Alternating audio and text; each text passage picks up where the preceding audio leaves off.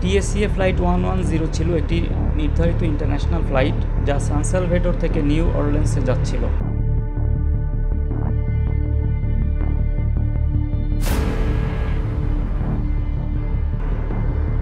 মে 1988 তারিখে ফ্লাইটটি new Orleans আন্তর্জাতিক বিমানবন্দরে ল্যান্ড করার প্রিপারেশন নেবার সময় প্রচণ্ড ঝড় ও থান্ডার স্টর্মের সম্মুখীন হয়।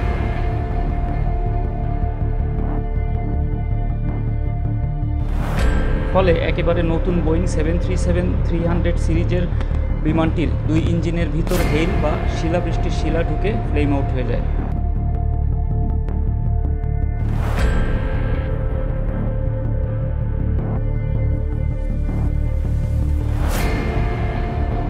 পাইলটরা কয়েকবার ইঞ্জিন রিস্টার্ট করতে গিয়েও ব্যর্থ হন। ফলে বিমানটি একদম ইঞ্জিন পাওয়ারলেস অবস্থায় পড়ে এবং ফ্রি গ্লাইড করতে থাকে এবং সেই সাথে একটি নির্দিষ্ট রেটে নিচে নামতে থাকে।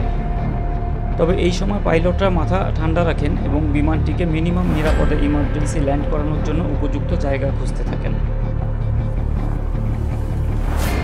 প্রথমে তারা একটি ক্যানেলে ল্যান্ড করার সিদ্ধান্ত নেন।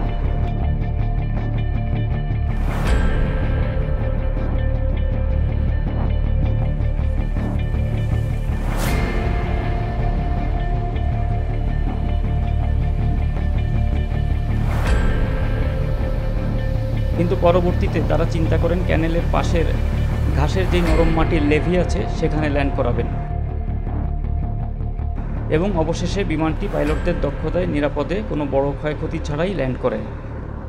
তৎকালীন সময়ে এই ঘটনা আমেরিকা ও বিশ্বজুড়ে আলোড়ন সৃষ্টি করে। পাইলটকে সুপার হিরো হিসেবে আখ্যায়িত করা হয়। 2009 সালের মিরাকল অব দ্য হাডসন থেকে এই ঘটনা কোনো অংশেই কম নয়, তবে অনেক আগের ঘটনা বলে অনেকেরই এটা সম্পর্কে জানা নেই।